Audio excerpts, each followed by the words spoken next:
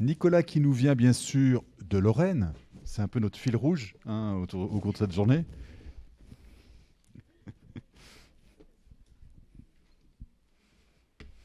Et Caroline qui nous vient de l'AMU aussi, qui nous a fourni deux intervenants aujourd'hui. Donc on va se répartir un peu, je vais commencer, il va reprendre, puis on va échanger comme ça un petit peu dans la présentation. Donc d'abord un petit peu d'histoire pour mettre un peu dans le contexte et l'historique cette chose-là. Donc le BUT ou Bachelor universitaire de technologie, c'est avant tout un diplôme de licence, donc un grade de licence, c'est une licence professionnelle, donc il est inclus dans l'arrêté licence professionnelle qui est paru en 2019.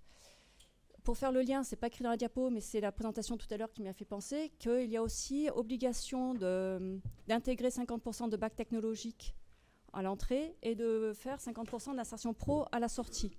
C'est un peu le lien avec la présentation du collègue. Sur l'approche par compétences, un petit peu le déroulé. Les premières discussions ont eu lieu en 2017 avec l'annonce du passage du DUT à 180. Alors 180, ça fait référence aux ECTS, une licence étant en 180 ECTS, c'est-à-dire les 3 premières années du premier cycle universitaire, alors que le DUT, ça ne dure que 2 ans. Et il y a commencé à avoir un petit tour de France des IUT, du modèle, ce qu'on appelait entre guillemets modèle GE2I. GE2I, c'est une des spécialités, parce qu'il y a 24 spécialités de DUT, génie électrique, informatique industrielle, qui avait réfléchi sur cette approche par compétences. Il y a une autre spécialité également. Et donc, ils ont fait leur tour des IUT pour prôner un peu cette approche-là, qui visiblement ne satisfaisait pas la DIUT. Alors, la DIUT, je fais un peu expliquer ce que c'est l'association des directeurs des IUT. Chaque IUT a un directeur et ils sont constitués en association. C'est une association très influente au niveau national et au niveau du ministère pour ceux qui ne sont pas dans les IUT. Et donc, certains collègues de cette ADIUT ont fait appel à un laboratoire belge, le LabSet, pour prôner une autre approche par compétence, en disant c'est cette version-là de l'approche par compétence que l'on veut faire. Simplement pour préciser, là, parce qu'on en parle depuis ce matin, l'approche par compétence, qu'il y a plusieurs façons de voir les choses. Et puis en 2020, on a commencé à publier les référentiels de compétences. Donc on a commencé à travailler la réforme du BUT par le niveau compétence. Et en 2021, la publication des programmes nationaux du but 1, c'est-à-dire la première année du but, parce qu'on n'a pas eu le temps de faire évidemment le but 2, le but 3, vu les circonstances dans lesquelles ont eu lieu ces réflexions. Donc tout ça pour vous dire que c'est allé très vite, trop vite.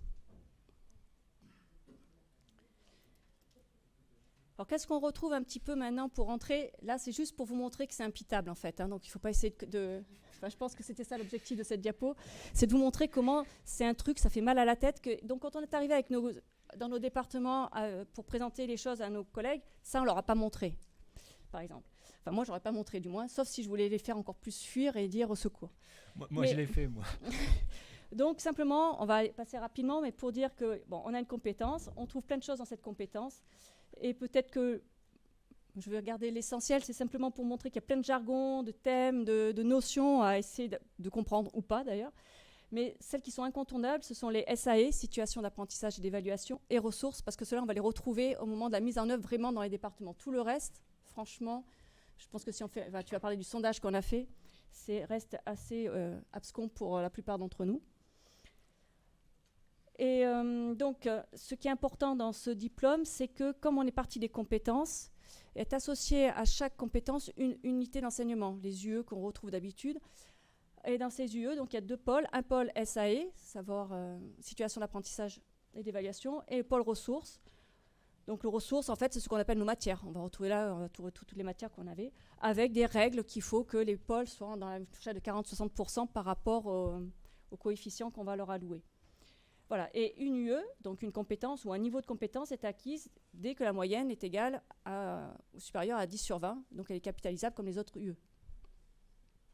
Sur les règles de progression et de validation du BUT, comment ça se traduit? Alors il y a un petit schéma en bas, je ne peux pas me déplacer, moi d'habitude je me déplace au tableau là, mais simplement pour dire que chaque passage d'un semestre impair vers un semestre pair, ça se fait automatiquement.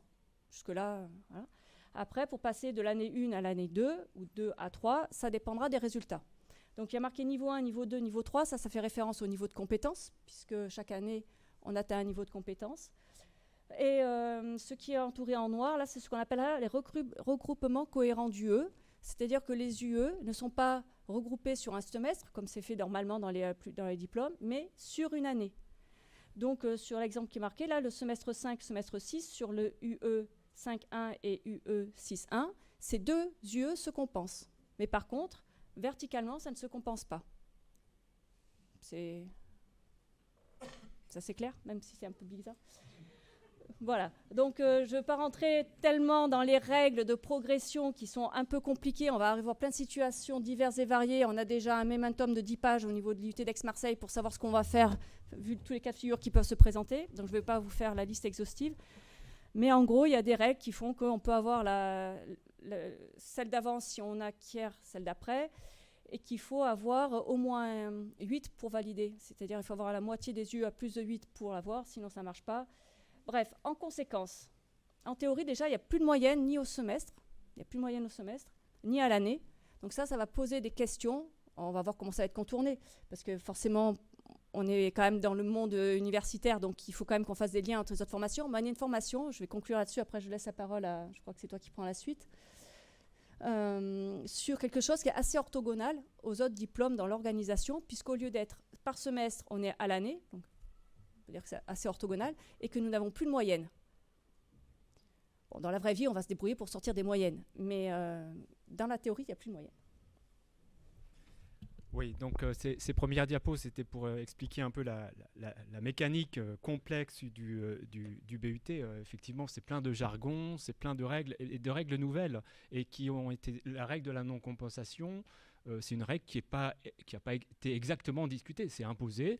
Il y a les barons de l'approche par compétence qui ont décidé un jour qu'une compétence, ça ne se compensait pas, et point barre. On n'a pas le droit de discuter de ça. Voilà. Donc ça fait partie des points sur lesquels tu reviendras après, sur la démarche un peu autoritaire dans laquelle à laquelle on est soumis. Voilà, on va poursuivre par deux objets. Il y a deux objets qui sont donc importants dans les programmes nationaux. Alors, entre le moment où on a préparé l'intervention et aujourd'hui, on a vu apparaître les programmes nationaux qui vont passer au CNESER mardi prochain. Donc voilà, on s'adapte aussi à l'actualité. C'est pour dire que c'est vraiment en cours cette question-là, cette réforme-là. Donc les premiers référentiels, ils ont été, comme tu l'as dit, Caroline, déposés fin 2020 pour les 3 années du BUT. Donc le référentiel de compétences concernait bien les 3 années de BUT, mais sans le contenu de la formation. C'est-à-dire quand on a fait la rentrée BUT 1 cette année, on ne sait pas dire aux étudiants ce qu'il y aura, on ne savait pas leur dire ce qu'il y aurait en 2e année, puis en 3e année. Par contre, on pouvait leur montrer le référentiel de compétences complet. Voilà, donc ça, c'est comme ça qu'on travaille. Le référentiel de formation, donc, il a été rédigé l'année dernière pour la première année, puis il a été rédigé dans un cadre particulier, c'est que ce que nous impose aussi cette réforme, c'est que le BUT n'est construit qu'à 2/3 sur le cadrage national. Chaque établissement doit écrire le tiers restant. On ne sait pas exactement ce que ça veut dire, écrire le tiers restant. Est-ce que c'est ajouter des compétences ? Alors, ce n'est pas ajouter de compétences, puisque les compétences, elles sont décrites et déposées depuis le début. Donc, on ne peut pas ajouter de compétences. Mais est-ce qu'on ajoute des projets ? Est-ce qu'on ajoute des enseignements ? Est-ce qu'on rajoute des heures à des enseignements qui existent déjà ? On ne sait pas ce que c'est.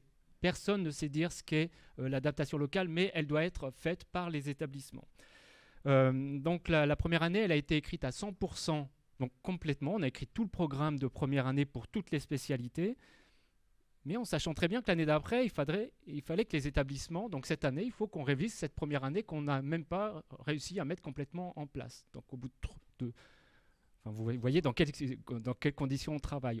On a à peine mis le diplôme en place qu'il faut déjà qu'on le révise sur le point de vue du contenu. Là, j'ai modifié la diapo par rapport à ce que j'avais envoyé, puisque les programmes nationaux, il y a 24 spécialités. Je mets de côté 3 spécialités qui sont particulières, dont celle dans laquelle je suis, Infocom par exemple, il y a 3 spécialités qui ouvrent sur leur parcours des Parcoursup. Voilà, qui ouvrent dès la première année. Dès la première année, il y a des différenciations de parcours. Pour les autres, ça se différencie à partir de la 2e année. Un programme national, c'est en moyenne 350 pages. Et pour les spécialités dont la mienne, c'est 700 pages. 700 pages. 700 pages de tableaux avec des petites croix, des couleurs, des chiffres et des fiches et des choses. Rien sur le fond, véritablement, en réalité. Hein.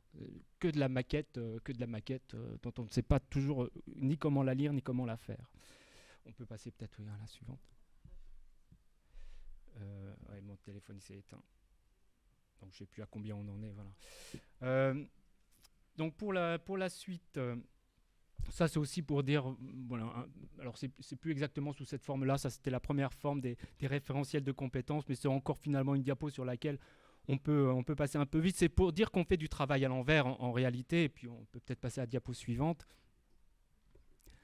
Voilà, ça c'est les tableaux à croix, les tableaux colorés à croix dont je vous ai parlé. Ça, c'est ce qui est redescendu dans les établissements. Donc, c'est vraiment, on en parle depuis le début, depuis ce matin, des usines à gaz. Voilà, on les a, nos usines à gaz ici. Alors, surtout, on met des petites croix, on met des heures d'enseignement, mais il ne faut surtout pas qu'on ne mette ni coefficient, ni ECTS sur ces objets-là, parce que c'est aux établissements de décider quels sont les coefficients et quels sont les ECTS sur chacune des compétences, sur chacun des modules, etc. Donc là, ça a été une bagarre assez forte hein, au sein des ACD. J'étais président de l'ACD Infocom en juin 2021. C'était une bagarre des présidents. Alors ACD, c'est les assemblées de chefs de département, pardon. Donc les présidents d'assemblée et présidentes d'assemblée de département se sont battus pour essayer de faire en sorte que dans les programmes nationaux, il y ait quand même les ECTS et il y ait quand même les coefficients qui soient partagés par les différents établissements. On n'a pas réussi. Alors, c'est là où c'est un peu étrange parce qu'on a un nouvel outil là, pour construire le nouveau référentiel de formation qui s'appelle Orebut, et dans lequel il y a des parties cachées. Il y a la partie officielle et puis dedans il y a des parties cachées, les préconisations que font les assemblées de chefs de département pour les départements. Alors on peut préconiser des choses, mais surtout il ne faut pas le dire, il ne faut pas l'afficher. Et donc les départements derrière font ce qu'ils veulent avec ces objets-là. Donc ça c'est, voilà, vous voyez ce tableau-là, c'était comment bien associer les SAE et les ressources aux compétences et aux apprentissages critiques, comment définir des heures globales, des heures projets, dont les heures TP. Donc c'est le travail technocratique qu'on a fait pour répondre à la commande passage approche par compétence dans le BUT. Suivante. Juste pour en compléter, parce que ça me fait penser aussi par rapport à ce qui a été dit avant, vous voyez le morcellement de la formation aussi, là, par rapport au nombre de colonnes qu'il y a, parce qu'en jaune, c'est toutes les matières, les ressources, et vous voyez le nombre de colonnes qu'il y a, donc ça explose un peu la formation. Voilà, alors sur la suivante, c'est pareil, c'est juste un modèle de fiche. Bon, voilà, il faut qu'on remplisse des tableaux à croix, et il faut aussi qu'on fasse des fiches sans s'interroger, parce qu'on n'a pas le temps, sur la finalité de la formation. Alors c'est plutôt, du coup, la dernière diapo sur laquelle j'interviens, après je te repasse la parole, ouais, tu peux passer. C'est pour ça qu'on peut dire que c'est du travail à l'envers, parce qu'on a construit les référentiels de compétences, des spécialités, avant même de parler du contenu lui-même. C'est ça ce qu'on a fait. On a dû définir des progressions, on a dû définir des compétences finales, on a dû parler des apprentissages qui sont critiques avant même de savoir ce qu'est le fond même de la formation, comment on la transforme, comment on passe de +2 à +3, comment on intègre des licences professionnelles, tout ça, on n'a pas pu le faire. Et tout ça, pourquoi ? Parce que de toute manière, cette approche par compétences, mais les collègues n'ont rien à faire la plupart, d'une part, et d'autre part, ils n'y comprennent rien. C'est du vocabulaire, c'est du jargon technocratique dont on ne sait pas quoi faire. Donc du coup, qu'est-ce qu'on fait ? On saisit des fichiers Excel, ça, on sait le faire, ça. Remplir des croix, mettre des croix, mettre des petites lignes ici, ça on sait faire, et ça on sait rendre la copie là-dessus. Mais ça gomme toute la partie de réflexion sur le fond du diplôme lui-même. Voilà, je te repasse la parole. Ouais, j'ai réussi dans le bon sens. Oui, donc là, je vais aborder un peu plus la méthode, on va dire, le cadrage national. Comment ont été écrits ces diplômes et par qui ? Enfin, ces fiches et par qui ? Il y a une instance qui s'appelle la CCN au niveau national. C'est la Commission consultative nationale. Il y avait pour les IUP à une époque, mais comme ça n'existe plus, maintenant il n'y a que IUT, qui est une commission paritaire. Il y a les organisations syndicales, patronales, la DIUT, voilà, il y a tout un tas de personnes. Donc, à partir de cette CCN, a été constitué un groupe de travail sur la base du volontariat, auquel participait la DGCIP, mais c'est comme tout à l'heure, c'est plus pour un observateur que comme vraiment pour discuter. Et ensuite, les validations étaient prises en CCN, qui est le seul organe qui puisse donner un avis. Le GT n'avait pas de légitimité pour cela. Ceci étant, c'est le GT qui a tout piloté, et notamment l'animateur du GT, à savoir une personne de l'Assemblée des directeurs d'IUT. Donc c'était toujours une communication descendante. En gros, il y a à côté des CCN, il y a aussi ce qu'on appelle les CPN, Commissions pédagogiques nationales, qui sont chargées d'écrire, du côté plutôt pédagogique de la formation. Et comment ça s'est passé ? Quand il y avait une question, les secrétaires des CPN demandaient à l'animatrice du groupe de travail « Ah, qu'est-ce qu'il faut faire là ?» On leur disait, et ils faisaient ou ne faisaient pas selon l'opposition qu'il y avait ou pas, mais c'était toujours ce côté un petit peu petit, les enfants qui allaient demander à la maman « Qu'est-ce qu'il faut faire ?» Donc ça n'a pas du tout été discuté plus largement, etc. Les conditions pour faire, donc depuis 2019, vous les connaissez, crise sanitaire, tout à distance, dans un délai démentiel. Les motivations des collègues, forcément, qui peut se motiver sur les tableaux qu'on vous a montrés, franchement. Et au départ, on n'avait que ça, que des volumes horaires, on n'a jamais travaillé vraiment concrètement qu'est-ce qu'on fait. Là, les collègues commencent à s'y mettre parce qu'on commence à avoir vraiment la matière, quoi, ce qu'on fait au quotidien. Donc cet effet, ce management, cette façon de faire, a eu 3 principales conséquences négatives, mais certainement d'autres. Incapacité à faire vivre ce modèle d'approche par compétence, qui pourrait peut-être être intéressant d'une certaine forme, qui est devenu très rigide. Impossibilité de voir ce qui se passe au niveau plus global, et on est sur des tatillons, il faut faire le programme à l'heure près, enfin des questions pas possibles, et des tensions, alors plus ou moins vives selon les moments, entre l'ADIUT et le ministère à certains moments, entre l'ADIUT et les PACD ou ACD à d'autres. Ça a dépendu un peu du calendrier, quoi, et des points qui étaient abordés. Quelques exemples de points qu'on peut crisper. Il y a 3 parcours possibles. Tu en as déjà parlé, donc je ne reviens pas dessus. Mais il n'a pas été tellement expliqué pourquoi ces 3 parcours et pas d'autres, pourquoi on ne peut pas mixer les parcours. Ça a été... ça sera comme ça, point barre. Il n'y a pas eu de discussion sur les modèles. Ça, c'est l'ADIUT qui nous l'a imposé. Sur les situations d'apprentissage et d'évaluation, pareil. Très dogmatiquement, on nous a dit qu'il faut que les premières soient monocompétences. Alors, il y a un petit argument, c'est que les étudiants sont censés comprendre ces programmes et ces compétences que nous, on a déjà du mal à comprendre. Et que donc, le fait de faire des SAE monocompétences, c'est pour leur expliquer comment est construit le programme. Donc au début, il ne faut pas les perdre, donc il faut qu'ils fassent une SAE par compétence. C'était du moins un des arguments, on le prend comme on veut, mais voilà. Et il y a aussi la définition des SAE qui sont finalement nationales, alors que c'est purement quelque chose qui doit être local, même si les fiches des SAE sont quand même génériques, donc ça laisse pas mal de liberté au niveau des départements, mais c'est vrai qu'on peut se poser la question de, puisque c'est quelque chose qui est local, pourquoi il y a un cadrage national. Et je crois que c'est presque terminé pour ma partie. C'est aussi une démarche qui est complètement, on a mis idéologique, mais moi je dirais même dogmatique. Donc, parce qu'il nous a été imposé le principe de l'APC façon LAPSET, comme je disais au début, alors qu'il y a d'autres possibilités d'envisager les APC, l'APC. Le LAPSET, lui, l'expérience qu'il a de l'APC, c'est à partir d'une petite équipe pédagogique motivée qui a envie de faire évoluer ses enseignements, ses pratiques pédagogiques dans ce sens-là, et avec des possibilités de revoir, enfin un travail constant de révision.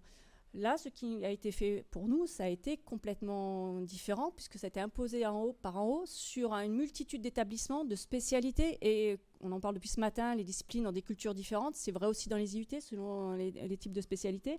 Et là, au nom d'une certaine harmonisation, pour moi c'est une uniformisation, on veut tous se mettre dans un même cadre, mais le cadre, il ne convient pas forcément à tout le monde, et de la même manière, on va dire. Donc du coup, quand on a cette approche LAPSET, eh bien, la définition, nous, des compétences, c'est celle de tardif, par rapport aux autres définitions qu'on a pu avoir ce matin. Quelqu'un l'a déjà cité, donc je ne vais pas relire pour gagner un peu de temps.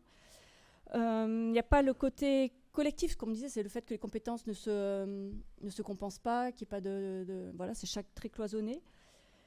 Et que les matières, les ressources, sont utiles pour les SAE, sont au service d'eux. Voilà, le savoir général est toujours au service du professionnel, à croire. Et après le portfolio, je vais te laisser Oui, là ici, c'était ce point-là sur le portfolio, c'était simplement pour dire qu'on demande aux étudiants à travers le portfolio de faire la preuve de l'apprentissage, de l'acquisition des compétences à travers des traces qu'ils pourraient mettre en valeur. Mais c'est quoi une trace ? Est-ce qu'une trace, c'est une chose objective comme ça ? Enfin, la trace, c'est un processus d'enquête, en fait. En réalité, on interroge les traces. Les traces, c'est pas des données comme ça. Ça serait, je sais plus, ce matin, quelqu'un parlait d'observable. Une trace, c'est un observable. C'est quelque chose qui se construit en réalité. Enfin, on fait comme si c'était évident pour les étudiants qu'une trace, c'est quelque chose qui existe dans le monde et qu'il suffit de la regarder, de l'exhiber et de la mettre en avant pour dire, ça se prouve, voilà la preuve. Mais c'est quoi une trace ? J'ai posé plusieurs fois la question dans des réunions. La réponse, on élude la réponse parce que ça pose trop de problèmes en réalité. Donc la question même du portfolio, elle est complexe en réalité. Voilà, c'est une question complexe, mais en tout cas, le portfolio est aussi quelque chose qui est imposé et il y en a tous les semestres avec une évaluation tous les ans du portfolio. Donc c'est aussi une problématique que l'on rencontre sur le terrain.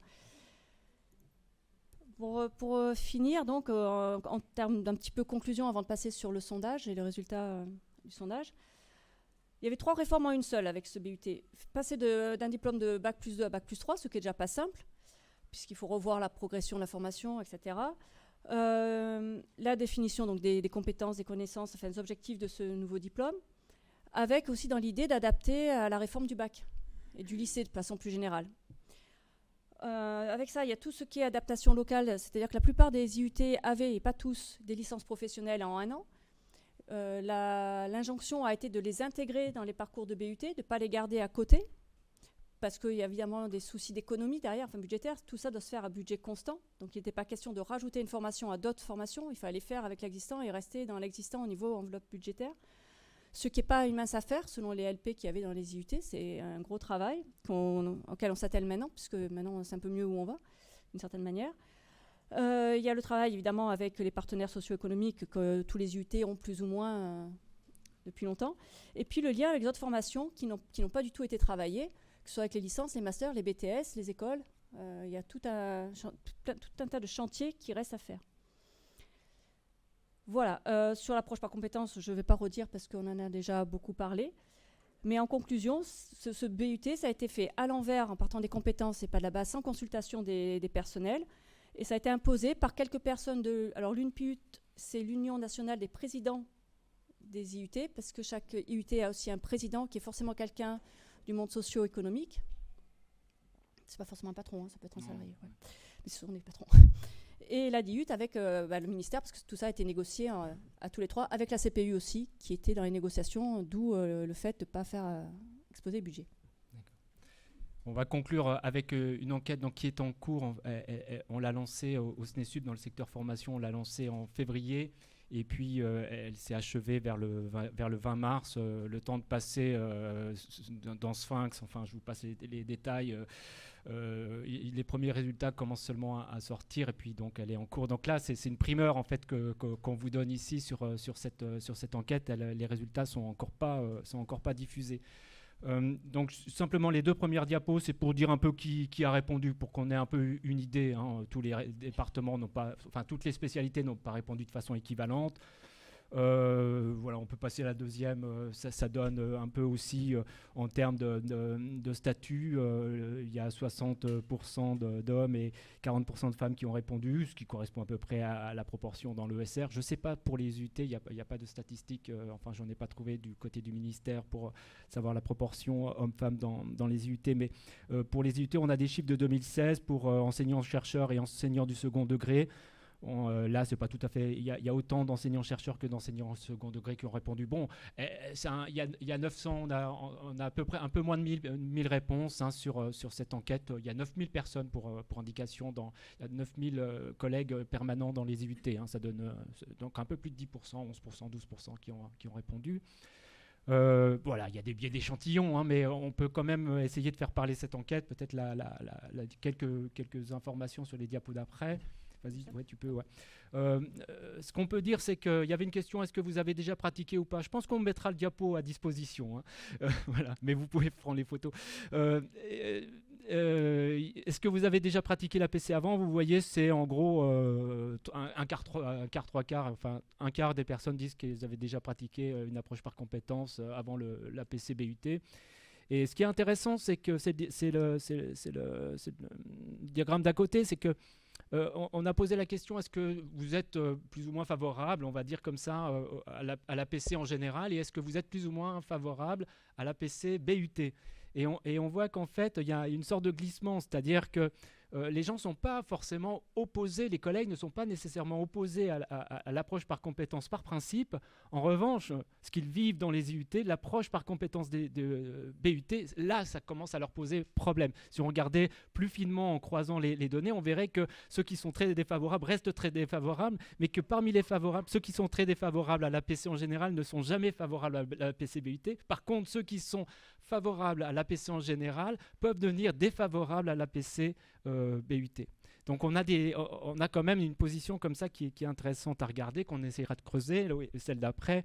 Voilà, vous voyez sur la maîtrise de l'APC, bon, ce que disent il y a quand même, en gros, il y a quand même 40% des gens qui disent qu'ils ne maîtrisent pas les notions même du diplôme, pour lesquels on demande aux étudiants de faire un portfolio. C'est-à-dire, ce que ça veut dire, c'est qu'on demande aux étudiants de mieux comprendre l'approche par compétence que nous-mêmes, nous ne la comprenons. Le portfolio sert à nous apprendre à nous ce qu'est l'approche par compétence qu'on demande aux étudiants de maîtriser. C'est invraisemblable, hein, cette affaire-là. Alors, on a demandé aussi aux collègues est-ce qu'ils avaient pensé à quitter l'IUT. Alors, il y en a quelques-uns, on va dire un peu moins de... Il y a 15% de personnes qui disent qu'ils ont pensé, qu'ils ont fait des démarches pour quitter l'IUT. Par contre, est-ce qu'ils ont eu comme projet de quitter l'IUT? Là, on arrive à 40% de personnes dans les réponses qui disent qu'ils envisagent de quitter l'IUT. Je pense que là, c'est un signal qu'il faut, en tant que syndicat, qu'on entende. Est-ce que vous conseilleriez à un jeune collègue de postuler à un IUT? Malgré tout, moi quand j'ai répondu oui, hein, j'ai répondu plutôt oui, en disant, il ne faut pas déconner, on prend les postes là où ils sont. Mais malgré tout, vous voyez qu'un bon nombre de collègues se demandent si vous conseillerez à un jeune collègue de postuler dans les études. Puis la diapo d'après, voilà, est-ce que sur les SAE, on a dit les SAE, on devait absolument les conserver. Ce qu'on voit, c'est que dans la pratique, les collègues, ils ont fait ce qu'ils ont pu et ce qu'ils ont voulu avec ça. C'est-à-dire, ils ont créé des nouvelles SAE là où c'était interdit de le faire. Ils ont, sur celle d'après, c'est peut-être pas sur celle-ci, ils mettent pas en place le portfolio. Oui, c'est en dessous, ils mettent le portfolio. Il n'est pas nécessairement mis en place partout. Moi, dans mon département, par exemple, on a décidé qu'on ne le mettait pas en place cette année. Voilà. Et quoi qu'il arrive, quoi. Donc, voilà, on parlait de contournement tout à l'heure, c'est ça aussi ce qui se passe et qu'on va essayer de mesurer un peu mieux en exploitant ce questionnaire. Donc vraiment pour finir, dernière diapo, effectivement on en a déjà parlé, donc je ne vais pas revenir là-dessus, mais on peut vraiment se demander si l'approche par compétence dans les UT, c'est pas quand même une façon d'essayer d'imposer par la voie technologique un modèle qui est prévalent pour tous les autres types de diplômes. Mais on peut se demander quand même qu'est-ce qui se passe pour les étudiants, qu'est-ce qu'ils deviennent. Les étudiants, on a parlé de passerelle entrante, passerelle sortante, ça n'a jamais été travaillé jusqu'à maintenant de façon sérieuse. Est-ce qu'en cours de diplôme, on peut accueillir et comment on accueille les BTS qu'on a accueillis en licence professionnelle? On ne le sait pas aujourd'hui. Enfin, chacun va bricoler plutôt dans son coin en fonction de ce qu'il sait faire. Il semblerait, mais ça c'est des déclarations, c'est du déclaratif, donc il faudrait peut-être vérifier avec les établissements. Ce que disent les collègues, c'est quand même ils observent une tendance à plus de démissions des étudiants après le S1. Et ça doit aussi nous interroger. Je pense que cette réforme-là, elle doit interroger sur le métier des collègues, elle doit vraiment aussi nous interroger sur ce qu'est cette formation pour les étudiants, qu'est-ce qu'ils vont pouvoir en faire, comment ils vont la manipuler, quelles stratégies ils vont développer, à quoi elle leur sert. Merci.